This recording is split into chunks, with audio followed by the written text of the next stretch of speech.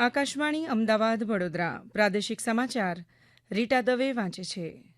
સૌપ્રથમ મુખ્ય સમાચાર. ગાંધીનગર સાયબર ગુના શાખાએ સૌથી મોટી ડિજિટલ ધરપકડનો ભેદ ઉકેલ્યો. જામનગરના વાંકિયા ગામમાં પાણી ભરેલા ખાડામાં ડૂબી જતા 3 બાળકોના મોત. અમદાવાદ શહેર પોલીસે ભિક્ષાવૃત્તિ સાથે જોડાયેલા 51 બાળકોને બચાવ્યા. રાજ્યમાં છેલ્લા 24 કલાકમાં તાલુકામાં વરસાદ.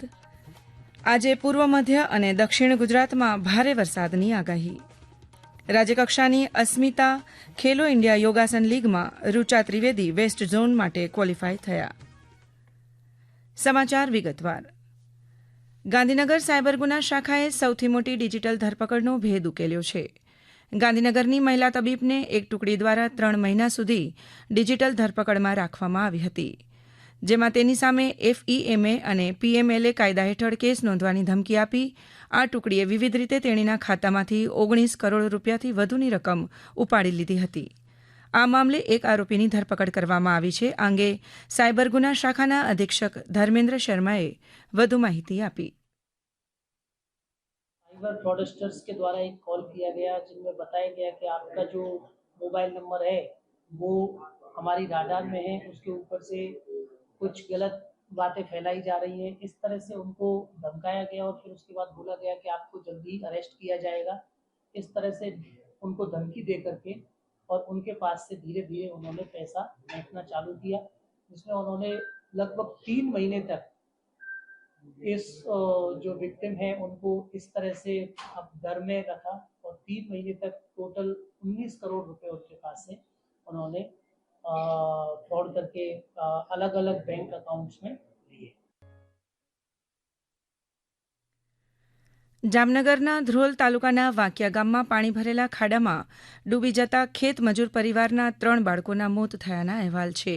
અમારા પ્રતિનિધિ જગત રાવલ જણાવે છે કે ઘટનાની જાણ થતાં આસપાસના લોકો અને પરિવારજનોએ ત્રણેયને બહાર કાઢી હોસ્પિટલ ખસેડ્યા હતા, જ્યાં તબીબે ત્રણેયને મૃત જાહેર કર્યા હતા.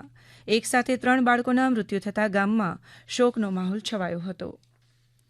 કેન્દ્ર સરકાર રાજ્યના સાંસ્કૃતિક અને ઐતિહાસિક વારસાની જાળવણી અને સંરક્ષણ માટે પ્રતિબદ્ધ છે.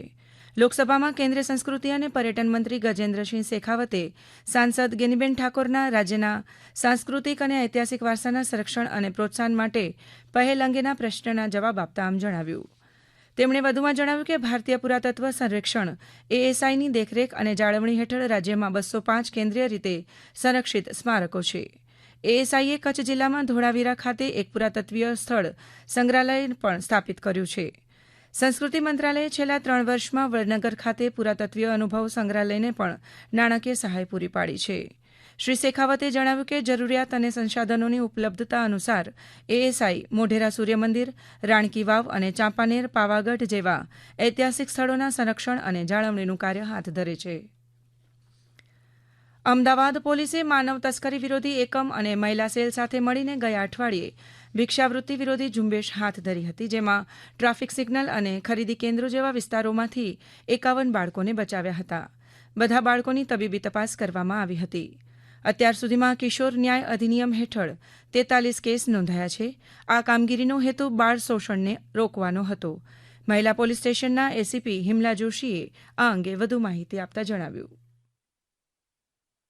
रेस्क्यू करने के बाद बच्चों को और ये बच्चे जिनके साथ पाए गए हैं फील्ड पे, वहां से उनको हम लोग जब पुलिस स्टेशन लाते हैं तो सबसे पहले इन बच्चों का मेडिकल एग्जाम होता है. मेडिकल एग्जामिनेशन इसीलिए जरूरी है क्योंकि हम इसमें डॉक्टर श्री को ये सवाल पूछा जाता है कि इन बच्चों के साथ अगर कोई सेक्सुअल असॉल्ट या किसी अन्य प्रकार का कोई क्रूअल्टी या असॉल्ट हुआ है या नहीं, इस बात की पुष्टि की जाती है.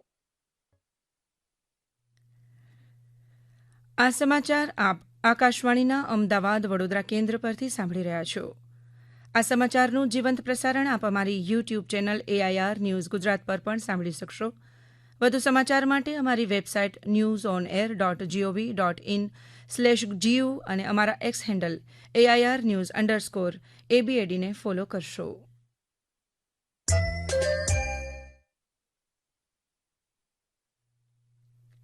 રાજ્યની વિવિધ પોલીસ કમિશનર કચેરી અને આઈજી કચેરી ખાતે રાજ્યના પોલીસ વડા દ્વારા દર વર્ષે થતી વાર્ષિક ઇન્સ્પેક્શનની કામગીરી અંતર્ગત રાજ્યના ડીજી વિકાસ સહાયે ભાવનગર પહોંચી અધિકારીઓને વિવિધ બાબતોએ સૂચનાઓ આપી તેમજ કરેલી અને બાકી રહેલી કામગીરીઓ અંગે નોંધ લીધી.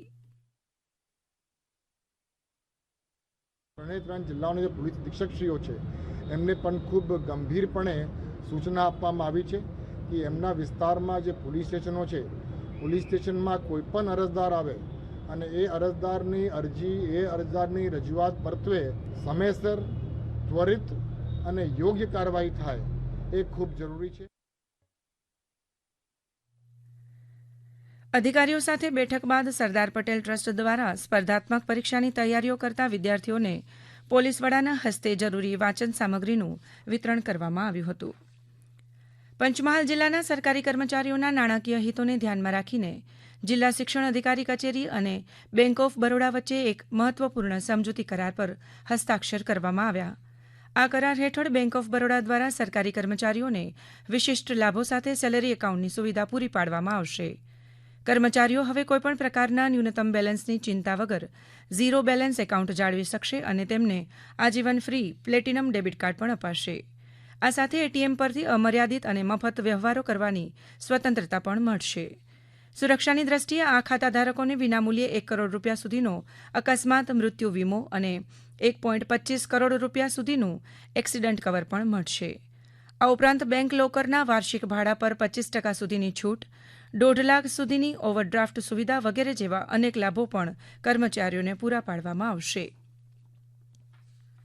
રાજ્યમાં છેલ્લા 24 કલાકમાં 134 તાલુકામાં વરસાદ નોંધાયો, જેમાં સુરત જિલ્લાના ઉમરપાડામાં સૌથી વધુ 4.5 ઇંચ જેટલો વરસાદ વરસ્યો, જ્યારે છોટાઉદેપુરમાં 3 ઇંચથી વધુ વરસાદ નોંધાયો. પંચમહાલ જિલ્લાના જાંબુઘોડા, છોટાઉદેપુરના પાવીજેતપુર અને દાહોદના ગરબાડા અને તાપી જિલ્લાના સોનગઢમાં 2 ઇંચથી વધુ વરસાદ નોંધાયો.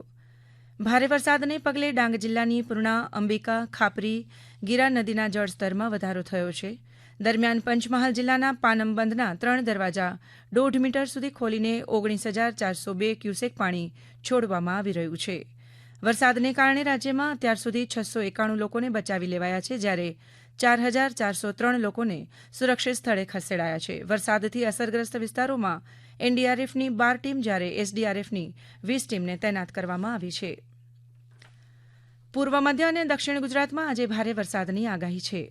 હવામાન વિભાગના જણાવ્યા અનુસાર દાહોદ, પંચમહાલ, આણંદ, વડોદરા, છોટાઉદેપુર, ભરૂચ, નર્મદા, સુરત, તાપી, નવસારી, ડાંગ, વલસાડ, દમણ અને દાદરાનગર હવેલીમાં ભારે વરસાદનું યલો એલર્ટ આપવામાં આવ્યું છે.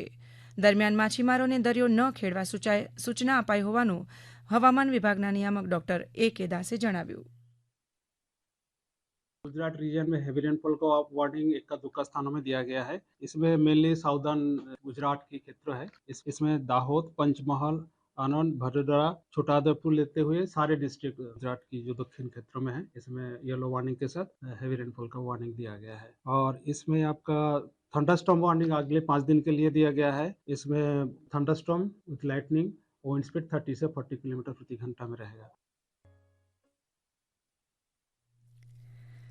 રાજ્યકક્ષાની અસ્મિતા ખેલો ઇન્ડિયા યોગાસન લીગમાં ઋચા ત્રિવેદીએ પ્રથમ ક્રમાંક સાથે સુવર્ણચંદ્રક મેળવીને વેસ્ટ ઝોન માટે ક્વોલિફાય કર્યું છે. સ્પોર્ટ્સ ઓથોરિટી ઓફ ઇન્ડિયાના માર્ગદર્શન હેઠળ યોજાયેલી આ રાજ્યકક્ષાની સ્પર્ધામાં ભાવનગરની 14 વર્ષીય ઋચા ત્રિવેદીએ અંડર 18 વયજૂથ કેટેગરીમાં પ્રથમ સ્થાન મેળવ્યું. તે હવે Asmita Khelo India west zone school games district ચેમ્પિયનશીપમાં ભાગ લેવા જશે. પ્રધાનમંત્રી વિકસિત ભારત રોજગાર યોજના વિશે નોકરીદાતાઓમાં જાગૃતિ ફેલાવવા માટે ગઈકાલે એક સેમિનારનું આયોજન કરવામાં આવ્યું. પ્રાદેશિક ભવિષ્ય નિધિ કમિશનર અભિષેક ગુપ્તાના અધ્યક્ષસ્થાને યોજાયેલી આ બેઠકમાં સમગ્ર રાજ્યના 42 નોકરીદાતાઓને આ યોજના અંગે વિગતવાર સમજણ આપવામાં આવી હતી. અંતમાં મુખ્ય સમાચાર ફરી એકવાર. ગાંધીનગર સાયબર ગુના શાખાએ સૌથી મોટી ડિજિટલ ધરપકડનો ભેદ ઉકેલ્યો. જામનગરના વાંકિયા ગામમાં પાણી ભરેલા ખાડામાં ડૂબી જતા 3 બાળકોના મૃત્યુ. અમદાવાદ શહેર પોલીસે ભિક્ષાવૃત્તિ સાથે જોડાયેલા 51 બાળકોને બચાવ્યા. રાજ્યમાં છેલ્લા 24 કલાકમાં 134 તાલુકામાં વરસાદ. આજે પૂર્વ મધ્ય અને દક્ષિણ ગુજરાતમાં ભારે વરસાદની આગાહી. અને રાજ્યકક્ષાની અસ્મિતા ખેલો ઇન્ડિયા યોગાસન લીગમાં ઋચા ત્રિવેદી વેસ્ટ ઝોન માટે ક્વોલિફાય થયા. આ સાથે જ આકાશવાણીના અમદાવાદ વડોદરા કેન્દ્ર પરથી પ્રાદેશિક સમાચાર પૂરા થયા. હવે પછી આપ 7:45 રાષ્ટ્રીય સમાચાર સાંભળશો.